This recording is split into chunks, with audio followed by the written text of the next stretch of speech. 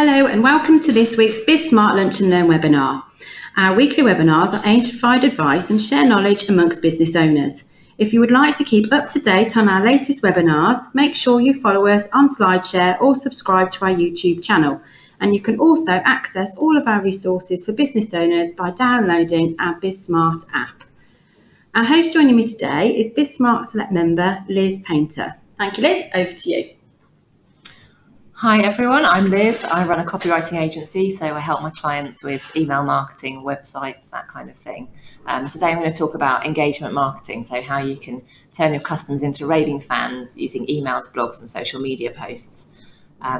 Here's just a summary of what I'm going to cover today. I'm going to talk about engagement marketing versus sales emails, so what the difference is. I'm going to talk about why email marketing is like skiing. I'm going to explain with a couple of examples what impact regular emails can have on your business, especially if you're repurposing them as blogs and social media posts. I'm going to talk about why you need to do engagement marketing, email marketing, even if at the moment you get all of your business via word of mouth and referrals. I'm going to touch on GDPR. I'm not going to talk about that for very long at all. And I'm going to talk to you a bit about where you can start if you decide you do want to do some engagement email marketing. So first of all, engagement emails versus sales emails, what's the difference? So an engagement email, your purpose of that email is to build a relationship with someone. So it's a little bit like networking, but via email. So you're just drip feeding information, giving stuff of value and engaging people. So maybe encouraging them to reply to your emails from time to time and just building a relationship. Whereas a sales email, you've got a clear goal of a product or a service that you want to sell. And it's really important that you build a relationship with someone before you start selling to them. So just in the same way at a networking event, you wouldn't immediately start pitching what you do to someone you've just met. You'd build up a bit of rapport first. It's the same theory with email marketing and other forms of online marketing. You need to build that relationship first. And even when you do start selling, you want quite a high ratio of engagement emails to sales emails. So you want to be communicating on a regular basis, things that are useful to your audience rather than constantly selling. And it may be that selling isn't the right strategy for you on email. It may be that you're in an industry where that's not going to be effective. And all you really want to do is use those emails to build a relationship. And in that case, all you need is a little call to action at the end. So a good example is I work with a structural engineer and we just send out a regular article every fortnight. It's just interesting stuff from the construction industry, from engineering and environmental stuff. And we just put a little call to action on the end. If you need some help with the structural element of a project, please get in touch, and we include his contact details. So something like that at the end of your emails if you're not selling. That doesn't need to be at the end of every email. It very much depends on what you're trying to achieve. So as I said at the start, email marketing is quite a bit like skiing. Now this is a picture of my son Freddie, who's just been on his first skiing holiday with school, and it kind of reminded me of one of my first skiing holidays where we had this nutty Italian ski instructor who would get us doing all kinds of crazy things. I remember on the last day of one of our ski trips he said, right, we're going to do some jumps, and he took us along to this bowl in the snow, so it was kind of quite a deep bowl cut out of the snow. And he said, right, we're going to ski down into that, ski at the other side, and when you come up the other side, you'll get some air. And I looked down at this and thought, oh, God, I wasn't the most confident skier in the world. And unfortunately, where I was stood, it meant I was going to be going first, so all my sort of teenage mates were stood watching me. And I thought, right, I don't want to make a pig's ear of this. So I made sure I got up loads of speed like he told us to. And then it was only as I was coming up the other side of this bowl and about to sort of go into the air that I thought, I don't know what I'm supposed to do when I fly into the air. And as I was thinking this, I kind of went up into the air, came straight back down on my back, skis kind of pinned into the snow, and had to be dug out by the ski instructor. So email marketing is the same. You know, I can tell you how to get going and give you hints and tips, but you need to get to know your audience, and you need to just try stuff and see what works, see what doesn't. Until you try it, you won't realise what the gaps in your knowledge are. So it's just a case of getting out there, you know, skiing off down into the bowl anyway, and seeing where you end up, and you'll work out what works well for your list, what generates lots of responses and lots of engagement, and what doesn't, and you'll get better at it over time. I'll just go through a couple of clients that I've got, just explain the work that we've done together and how it's impacted on their business. They're quite different businesses, so it'll just give you a good idea of what you can achieve. So this is my client Claire. She runs a tea room up in Scotland. It's quite a successful touristy tea room, so she has about 80,000 customers a year, and she's also selling teas online. And she's really good at gathering data, collecting her customers' email addresses, but not so good at staying in touch with them historically. So I think last year she'd maybe sent them 2 or 3 emails. So they were a not very warm list really when I started working with her back in November. And she wanted to do a Christmas campaign, selling vouchers for afternoon tea and some of her hampers and online tea packages. So we did a couple of engagement emails just to warm up the list a little bit, not selling anything at all. And then we launched into her 12 Days of Christmas sales campaign. Just ran a different promotion every day for 12 days, and each offer was only available for 24 hours, so we made sure we had a deadline on it to encourage people to make purchases. And we took a very softly approach, so the emails were kind of littered with fun stuff. It wasn't a hard sell at all, and she generated, I think, about £2,000 worth of sales out of those emails, which wasn't a bad result considering that she hadn't been talking to her list all year really. She'd only sent them really irregular emails. And now we're sending an email out every week. We just keep people informed of what's going on with Hetty's Tea Room. So she just launched a new cheesecake company. So we've told them about that, and we keep them up to speed with what her daughter Hetty, who the tea room's named after, is up to with her. She's European standard competition level for vaulting, so which is a crazy sport. It's basically gymnastics on the back of a horse. So we drop in bits about that, as well as all the stuff that's going on in the tea room, and just builds a relationship and keeps the engagement going. And I think to sum up how well we're doing with that, she's just relaunched her website, new website, new design, new copy, and we asked her list to just reply, and if they have a look at the email, just reply and let us know what they thought of it, give us some feedback. And she got well over 200 replies, which she was, I think it's a mixed blessing because she did have to sit and reply to all of those emails. But it shows that we've built up real engagement with the list, and that will impact on the number of customers she has coming into the tea room. So that's how effective it can be. This is my client Derek. So he's a structural engineer down in London, in Twickenham, and we just send out a regular article every 2 weeks. We take something interesting from the construction sector or structural engineering or some new development, a new product or a new style of building, and just send that out every fortnight. And we also put that onto his blog on his website. And he's just taken on a PA who I think is now going to be sharing that on social media as well. So it's I write one thing for him, and it's multi-purpose. He can use it in lots of different ways. And he was sending out some emails before himself. I've been working for him for over a year, and he said what he's found since we've been doing it regularly is that he's getting more calls, more inquiries, and he's got really good engagement with his list because he's only sending it to people that I would say call referral partners, so people that send work his way rather than directly to customers. So they're quite engaged. He gets an open rate of somewhere between 30 and 40% most of the time, which is really good for any list really. It's really good, but it's quite good for his industry. So we don't sell anything. We just literally remind people that he's there if they need a structural engineer for their project. And then my third client I'm going to tell you about, this is Guy Bartlett. He runs something called the Business Buyers Club, and he helps people, teaches and coaches people to buy businesses. So if you're kind of bored of growing your business slowly and steadily the organic way, you can just buy another one and increase your turnover overnight. So that's the idea of what he does. So we've built up with sending regular emails out. We're also putting posts on social media. Often you can just tweak what you've done in an email and put that out on social media with a picture, obviously, to jazz it up a bit. And we've been doing that. And the way he gets customers is he runs regular workshops, one-day workshops, and then off the back of that, people often book onto his main course, which is a year-long course.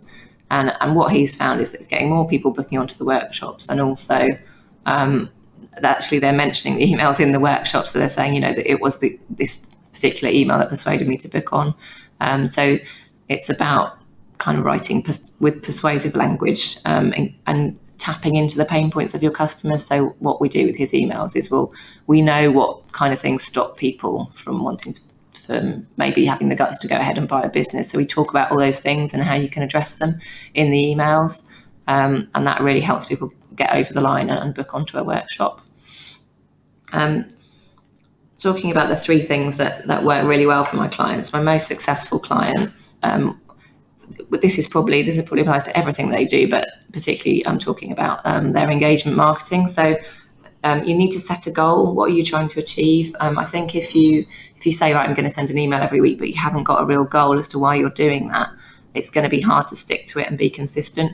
You need to know what you're trying to achieve. Are you trying to get more inquiries? Have you got a particular product that you want to sell? What is the reason behind these emails, other than just building a relationship? And how will you know when you've hit those goals? And then take consistent action. It really is something you have to do every week.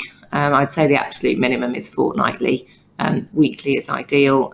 You need to be showing up in people's inboxes on a regular basis so that you stay front of mind. And then if they need what you do, it's you they're going to think of. And you also need to tell stories. You know, we're human beings. We respond well to stories. Just facts and figures and sort of features and benefits are all very well and good, but they don't engage as much as a story does. So, you know, case studies, how you've helped people, all of these things are going to be more interesting than just kind of basic facts. I quite often get asked, you know, do I need to send emails? Because all of my business comes word of mouth, so I'm not sure that this is relevant for me. You know, or I get most of my business from referral partners. And I would say absolutely, it's the same theory as networking. So probably a lot of us do go to networking events and we do build relationships over time with people, and all email marketing is doing that online, so in a different way. I mean, just to give you an example, I met someone at a networking event probably over a year ago, and I didn't have any contact with that person between then and sort of 6 months later when she rang me up and said, actually, can you quote to do a brochure for me? And I've done the brochure for her now, but she said it was your emails, it was getting your emails on a regular basis. And she actually said it wasn't so much the stuff you were writing about copywriting, it was more that I was quite engaged with the stuff you were saying about your running, because I'm big into running. And it was that kind of won her over. She connected with me over that. So it's not even always the business things. Obviously, the copywriting stuff I was writing about will have made an impact, but it can be the peripheral stuff that you write about as well that helps build that relationship and helps people get to know you and get to like you and trust you, so they want to work with you. If your main source of leads is referral partners, then put together an email that goes to those referral partners, so that you stay front of mind. I mean, I know for me, I notice that if I've got a couple of referral partners and I know if I ring them up more regularly, then they tend to send more work my way. It's just natural, isn't it, that if you're in someone's mind, they're going to push work your way. Another thing that people often say to me is, oh, well, I don't want to bombard people. I don't want to feel like they're hearing from me all the time. You just need to weigh up your target market. So, you know, if you're, for example, an IFA, you're probably not going to want to email people every day. It's going to be too much. But there may be industries where that is worth doing and that is effective. So it's weighing up your market and what you think they can handle. And usually people are happy to hear from you much more often than you think they are. And, you know, worst case scenario, they'll unsubscribe. It's not really a big deal. I think it's something we say to ourselves. We worry about bombarding people, but it's not actually the case that we're likely to do that. We probably wouldn't have time to generate that many emails. And then another thing that people struggle with is what to write about, and that really is a case of just getting going with your emails, your blogs. Find some topics to write about, things that you often get asked about, perhaps, and then the more you do it, the more you'll find things to write about. So, I mean, good example, I just got a new car and I hadn't really seen that many V40s on the road until I got mine, and now they seem to be everywhere. You know, it's I can't remember what the term is that you call that, something bias, I think, but or is it reticular activation? Not sure, but whatever it is, once you start writing, you'll find you'll be naturally looking for more things to write about as you go about your day and as you work with clients. So it's a case of getting started and you'll find more things to write about. And I'm going to cover more on that in a second on what else you can write about as well. I'm just going to touch on GDPR because people do ask me about it. I'm not an expert. I'm not trained in the law. So this is just, don't take this as legal advice. But it's really honestly likely that not that much will change. The fact is you should already have permission from people before you email them. That's already part of the data regulations. So it's not a massive change. You just now need to be able to prove that you've got permission, and there's some other compliance stuff that you need to do, privacy statements and what have you. So obviously make sure you're complying with it.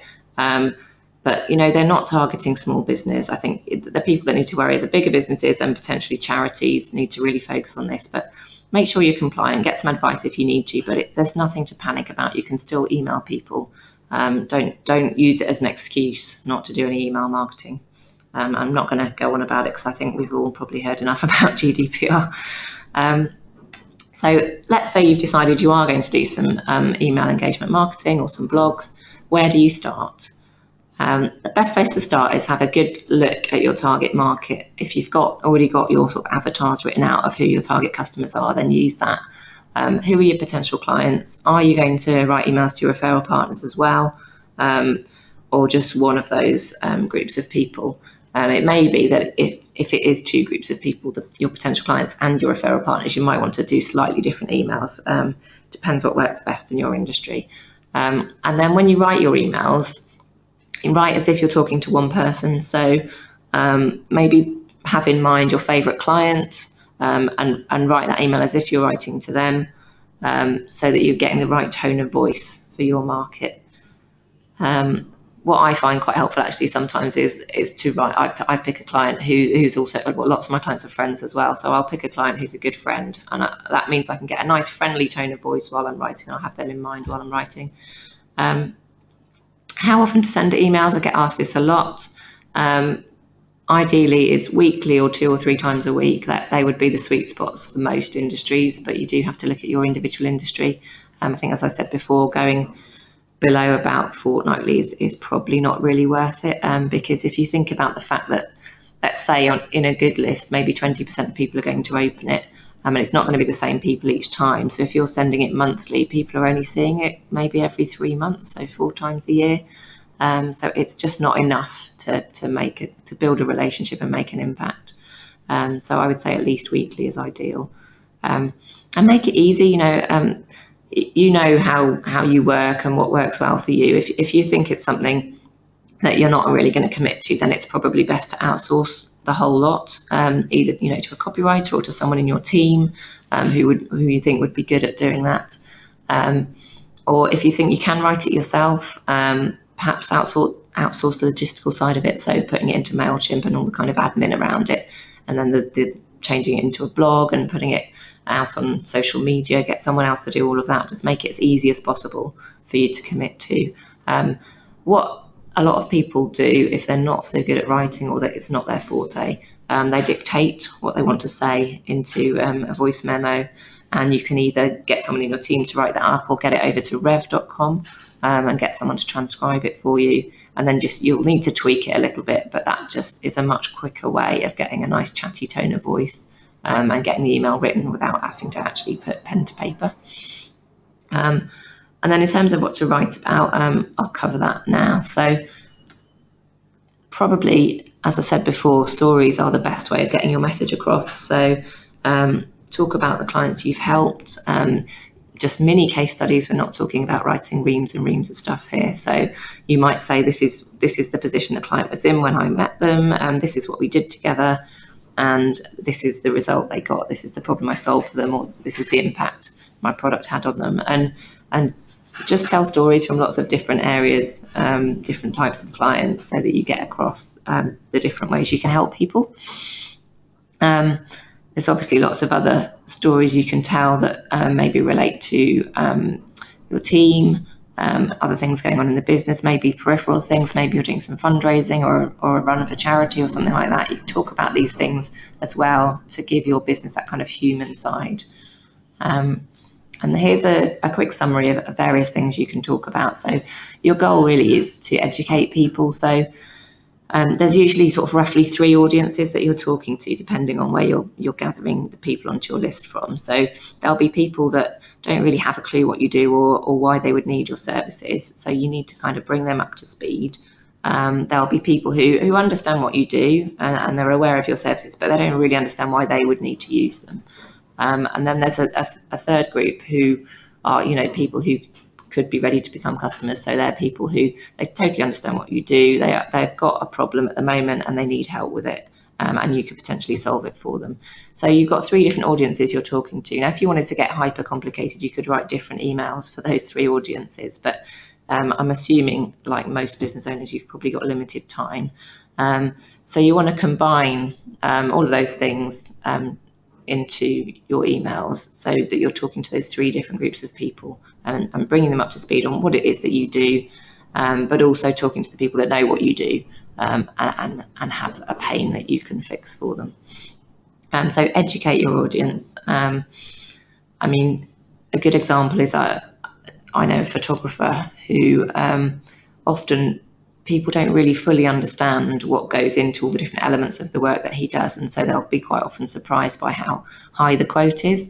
By gradually educating his audience over time to explain the different elements that go into a shoot, so the planning of the shoot and the maybe sourcing a location and then actually obviously taking the pictures, which is a tiny fraction of the work, to be honest, and then all of the post-production work. And by educating his audience, he's finding it easier to get quotes through where people understand the amount of work that's going into it.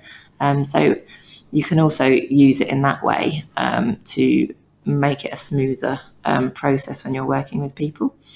Another thing you can do is promote other people. So I'll quite often talk about books I've read or blogs I've read, or maybe sometimes about people in aligned industries to me that can help my audience. And it's similar to networking. So obviously, if you're networking, you'll quite often refer people that you know to other people that you've met because you recommend their business or whatever. And it's a similar theory. And it can also help people out. So I quite like the Tim Ferriss podcast, which is one where he essentially interviews lots of different successful people in different walks of life and explains how they've got where they are and the habits that they have that have helped them along the way. And I might recommend that in one of my emails or blog posts, because it could be useful for my audience, because often they're in a similar boat to me growing a business, and it's useful from that point of view. In fact, I just did an email last week about some books that I'd read that I thought would be helpful to people. So you can talk around all sorts of different subjects as long as it's something that's relevant to your audience. Case studies, I think I've already talked about. Just explaining how you've helped people, where they were when you started, what you did with them, and where they were at the end. And behind the scenes is another good one. So a good example of someone I know who's a solicitor, but he takes a dog into the office every day. So he might include a snap of the dog or talk a little bit about something around that. Or maybe if you've had a big delivery that's worth photographing, or you've got a new product, you could take a snap of that and include that, or maybe talk about a new team member or other things that are going on in the business. You might do that maybe every 4th email, just to help them get to know you and your business and help them trust you. Another thing that I tend to do is answer common questions. So, I mean, the typical question I get a lot is, how often should I send emails out? So I've addressed that in a blog post that's on my website. But there'll always be stuff that you get asked over and over again, and just make sure you cover that in some of your emails. And people often ask me how quickly they'll get results from sending out engagement emails and blogs. And the truth is, it can be really quick or it can be really slow. So I've had people who have had a list of former clients that they've started emailing, and literally within a few weeks, they've had calls and people have re-engaged and come back on board as clients. And that was one in particular that springs to mind as a marketing consultant that did my online course. And just after, I think it was 2 or 3 emails out to her list, she had 2 clients back on board that had worked with her in the past. But so obviously it does depend on who's on your list as well. I've got another client here, Mel. She's a nutritionist, and when I worked with her, we developed a welcome sequence, so a series of emails called a know, like and trust sequence that just welcome someone onto your list and say, this is what we do. here's a testimonial of someone we've worked with, and just build up that trust.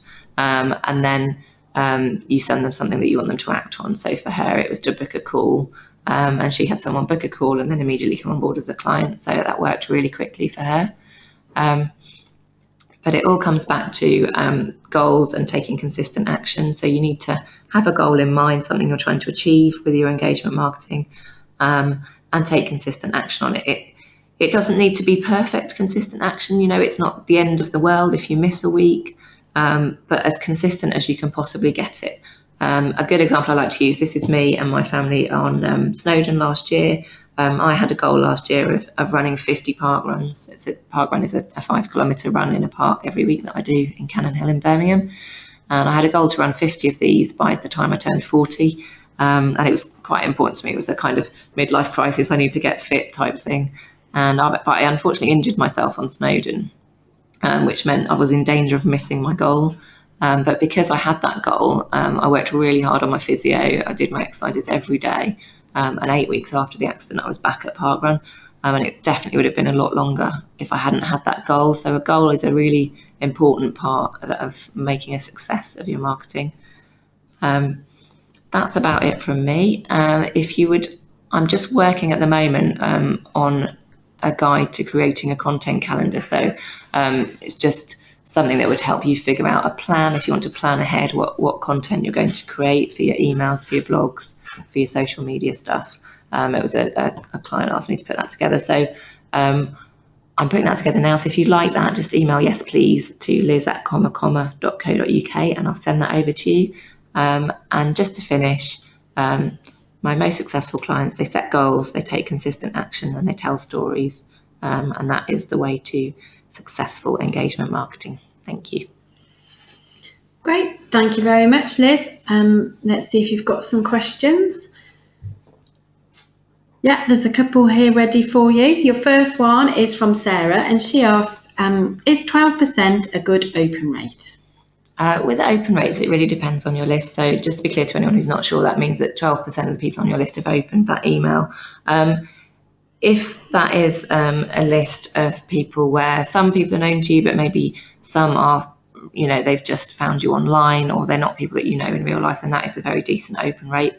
If that was a list of clients and contacts that know you really well, I'd say it's not a great open rate, to be honest. So it really depends. And it also depends on the industry. Different industries will have different kind of average open rates. But 12% for most people for a mixed list, that would be pretty good. Okay, thank you. Your next question is from Simon, and he asks, I struggle to write my subject line. Do you have any tips? So the subject lines are really, really important because that's what gets your email opened. They don't have to necessarily be a summary of the content of the email, so they're really just something to grab attention. Things that get opened the most are really short subject lines, so 3 or 4 words.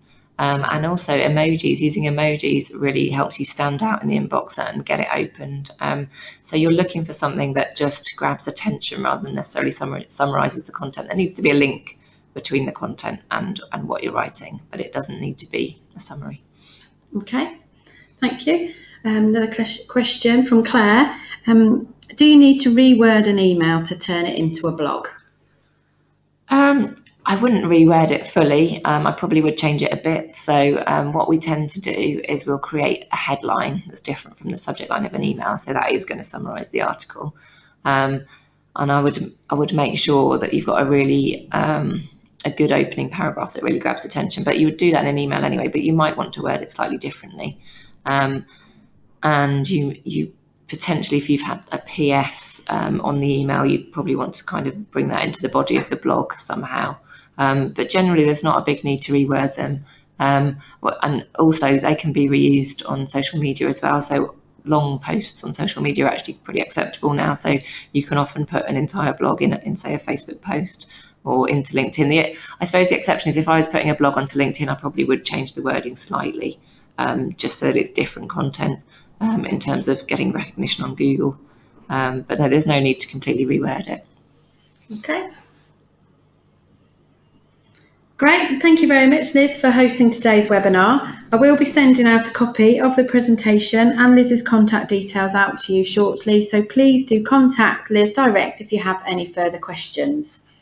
But just before we close, just a quick reminder, if you would like to keep up to date on our latest webinars, then please make sure you follow us on SlideShare or subscribe to our YouTube channel.